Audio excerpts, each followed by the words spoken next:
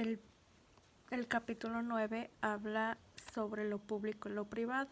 Uno de los temas más importantes en el derecho administrativo actual es la relación entre lo público y lo privado. Lo público adquiere una pluralidad de significados y se le identifica con las más diversas nociones y da varias definiciones de varios autores. Por ejemplo, Kelsen considera que no existe una distinción entre ambos y que la diferencia entre el derecho público y el privado radica en la forma de creación de las normas, que puede ser autoritaria o con la intervención de la voluntad del obligado. A lo privado se le atribuye a la sociedad, a lo que corresponde al individuo, y se genera una oposición en la que el avance de uno implicaba la derrota del otro.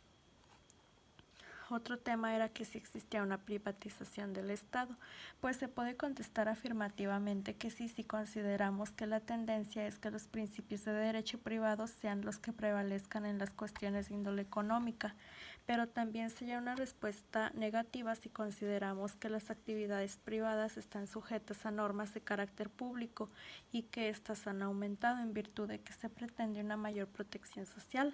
También este capítulo habla sobre la dualidad sociedad y Estado. También sobre la dualidad legalidad y eficacia, que dice que no tiene sentido el respeto a la legalidad si no se consigue resultados que respondan a los intereses generales, como tampoco estaríamos frente a una eficacia real si solamente se pretende obtener resultados si no existe certidumbre derivada de una normatividad legitimada por su origen democrático en el respeto a los derechos humanos. Luego pasamos al capítulo 10, que es la privatización del derecho administrativo, que este se presenta como una garantía frente al poder estatal. Y luego habla de la teoría de los dos niveles, que esta se refiere básicamente al qué, que pertenece al derecho público, y la segunda al cómo. La primera etapa habla de cuál es la línea divisoria entre lo público y lo privado. Pueden ser públicas la elaboración de leyes, potestad tributaria, declaratoria de guerra, entre otras. Y la segunda etapa del cómo llevar a cabo la actividad estatal con una efectividad, la calidad de la norma adquiere importancia, ya que no basta la desregulación para obtener los resultados administrativos esperados, sino que debe elaborarse una reglamentación que con certeza jurídica garantice flexibilidad.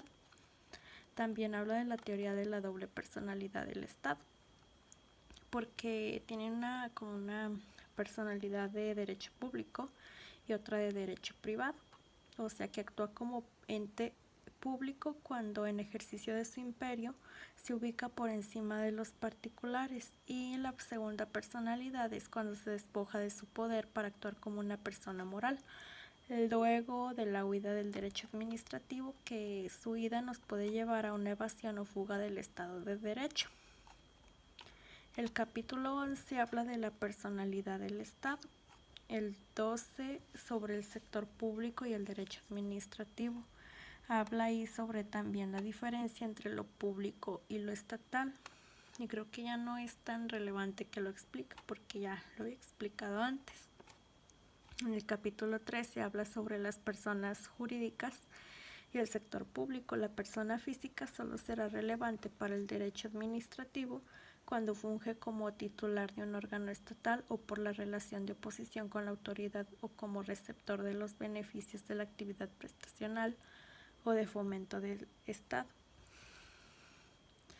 Se dice que son personas morales, la nación, los estados, los municipios, las sociedades civiles o mercantiles, sindicatos, sociedades cooperativas y mutualistas, a personas morales o extranjeras de naturaleza privada en los términos del artículo 2736.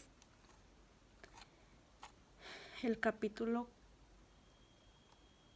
14 habla de las actividades estatales y privadas. Las actividades económicas pueden clasificarse en privadas o estatales. Las privadas están relacionadas con el concepto de mercado y las segundas con la autoridad, sin olvidar que las dos se definen histórica y políticamente. Ambas actividades tienden a satisfacer las necesidades de los hombres considerados como individuos o en sociedad. A Garrido Falla las clasifica en 4 criterios: por su razón, por su forma, por su exigibilidad, por su régimen jurídico. El capítulo 15 habla de la clasificación de las personas jurídicas públicas, como los que se dedican a las actividades estatales, los entes gubernamentales, no gubernamentales, semigubernamentales, autárquicos, autónomos. El capítulo 16 habla de los órganos constitucionales autónomos, que estos, aquí está lo que es el Banco de México, luego el INE, que se crea en 1990 como IFE, luego en el 2014 como INE, luego la Comisión de Derechos Humanos, que esta se convierte en un organismo autónomo de protección de los derechos humanos por decreto publicado el 28 de enero de 1992. La Fiscalía General de la República se crea por reforma constitucional al artículo 102, apartado A, contenida en el decreto publicado el 10 de febrero de 2014 y es un órgano público autónomo dotado de personalidad jurídica y de patrimonio propio y tiene facultades de dirigir al MP. También tenemos que es la COFESE, que es un órgano autónomo, personalidad jurídica, patrimonio propio, y tiene por objeto garantizar la libre competencia y concurrencia, así como prevenir, investigar y combatir los monopolios, prácticas monopólicas, concentraciones y demás restricciones al funcionamiento eficiente de los mercados.